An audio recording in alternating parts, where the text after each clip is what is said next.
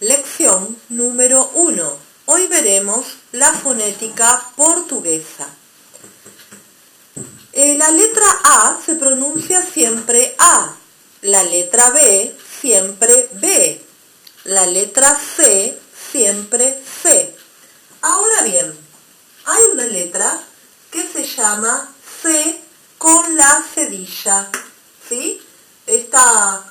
Este detalle que tiene debajo de la letra C se llama cedilla. ¿Qué ocurre con esta letra? Esta letra puede venir acompañada de las vocales A, O U, ¿sí? Entonces, únicamente con estas tres. La C cedilla con la A se va a pronunciar SA, porque lo que hace la cedilla es suavizar a la letra C. C con O se va a pronunciar SO, y C cedilla con U se va a pronunciar SU, ¿sí? Bien, luego tenemos la CH, que se va a pronunciar SH, como si estuviésemos pidiendo silencio. Luego tenemos la combinación de la letra D. La letra D con las siguientes vocales. Da, do y du se van a pronunciar igual que en español. Da, do, du. Igual que en nuestro idioma. Ahora bien, ¿qué ocurre con la letra D cuando viene acompañada de la vocal E y cuando viene acompañada de la vocal I? Comencemos por la más fácil. D con I se va a pronunciar siempre G, como en el sonido cuando decimos bon dia, el famoso bon dia, que significa buenos días. Entonces, D con I siempre G, G. Llevamos la lengua hacia los dientes y producimos el sonido G. Luego, D con E se va a pronunciar D, a veces, y otras veces va a ser G, igual que la que expliqué anteriormente. ¿Esto de qué va a depender?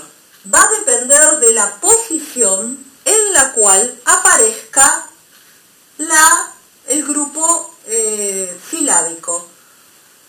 D con E va a ser siempre D cuando la palabra aparezca, cuando el grupo silábico aparezca al comienzo de una palabra o en el medio. En cambio, va a ser siempre G al final de una palabra. Esto siempre trae alguna complejidad, pero bueno, con el tiempo uno aprende a pronunciarlo. Luego tenemos la letra E. Otra incógnita, la letra E. Nos trae aparejada la letra E. Bien, tenemos tres Es diferentes. Una es la E con acento circunflexo, lo que llamamos el sombrerito. Luego tenemos la E con el acento agudo. El acento agudo es el mismo que usamos en nuestro idioma. Y luego tenemos la E sin ningún acento, que puede aparecer al final de una palabra o sola. Ahora bien, la E con acento circunflexo se va a pronunciar como una E acentuada del español, E, como por ejemplo en la palabra você. En cambio, café, que contiene el acento agudo, se va a pronunciar mucho más larga la letra E. Por ejemplo, você quer un café. ¿Se nota la diferencia entre você y café? Obviamente que estoy exagerando, pero es mucho más larga la intensidad de la letra E con el acento agudo. Y si la letra E aparece sola o al final de palabras sin ningún acento, se va a pronunciar como nuestra I. Sí, la letra E va a ser I, por increíble que parezca. Luego tenemos la letra F, que felizmente se va a pronunciar siempre F. Luego tenemos la letra G, acompañada de las vocales A, O, U, que se van a pronunciar igual que en español, ga, go y gu. Luego tenemos el problema de la G con la E y la G con la I. G con E se va a pronunciar siempre she, como en shenchi. Y G con I va a ser siempre shi, como shiganchi. Bien, esas son las letras que traen dificultades cuando están acompañadas, precedidas por la letra G. Luego la letra H es siempre muda. La H no se pronuncia. La letra I se va a pronunciar I. La letra J se va a pronunciar como una Y nuestra. Shh. Otra vez apareció la letra de pedir silencio. La K, que no forma parte del abecedario portugués, si existe en algún nombre extranjero, se va a pronunciar K. Luego tenemos la L, seguida de las vocales, de las 5 vocales, y se va a pronunciar igual que en español. La, le, li, lo, lu. No ofrecen ningún problema estas letras. El problema va a estar cuando la L es seguida de una consonante o cuando aparece al final de una palabra, como en el caso de Brasil.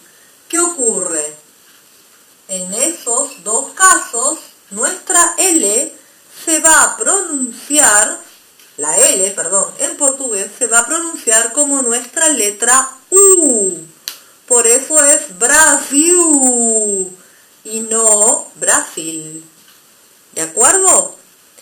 Bien, luego tenemos la LH, que equivale a nuestra L, como por ejemplo en la palabra mujer. LH, entonces como Elie. Luego tenemos la M, que se pronuncia siempre M. La N, siempre N. No existe escribir ñ en portugués, pero sí existe la combinación de la N con la H, que se va a pronunciar como nuestra ñ. Sí, la NH se pronuncia como la ñ del español. Luego tenemos la O, con la que ocurre algo muy similar a lo que ocurre con la letra E. ¿Recuerdan? La O puede tener el acento circunflexo, el acento agudo, o aparecer sola o al final de una palabra. La letra O con el acento circunflexo se va a pronunciar como una O acentuada del español. Si tiene el acento agudo, va a ser más larga, O, va a ser mucho más abierta. Y si aparece sola o al final de palabra, se va a pronunciar como nuestra letra U. Luego tenemos la P, que se pronuncia P, la Q, Q igual que en español, y luego tenemos la famosísima letra R o R, ¿no? La R, para que sea doble, tiene que ir en medio de vocales. En ambos casos, sea una o sean dos, la R o R se va a pronunciar como nuestra J. Por eso, Rio de Janeiro. Esté en el comienzo, en el medio o en el final, la R o R se van a pronunciar como nuestra letra J. El único caso en el cual la letra R se va a pronunciar igual que en español, suavemente, sería en el caso de que sea una sola R en medio de vocales, como por ejemplo en el nombre Carolina. Ahí no da para pronunciarlo con J.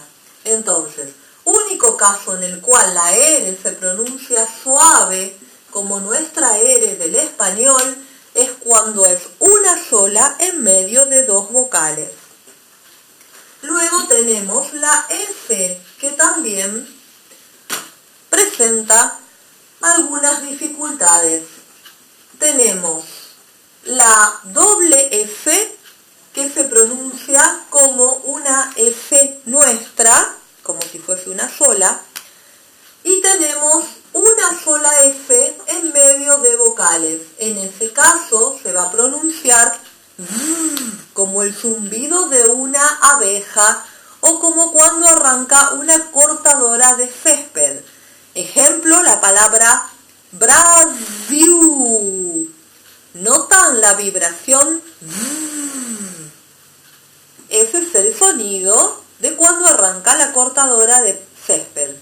No se va a pronunciar nunca como la Z española. Ese sonido en portugués no existe. Y recordemos, las S finales para los cariocas que están, parecería todo el día pidiendo silencio, se va a pronunciar sh.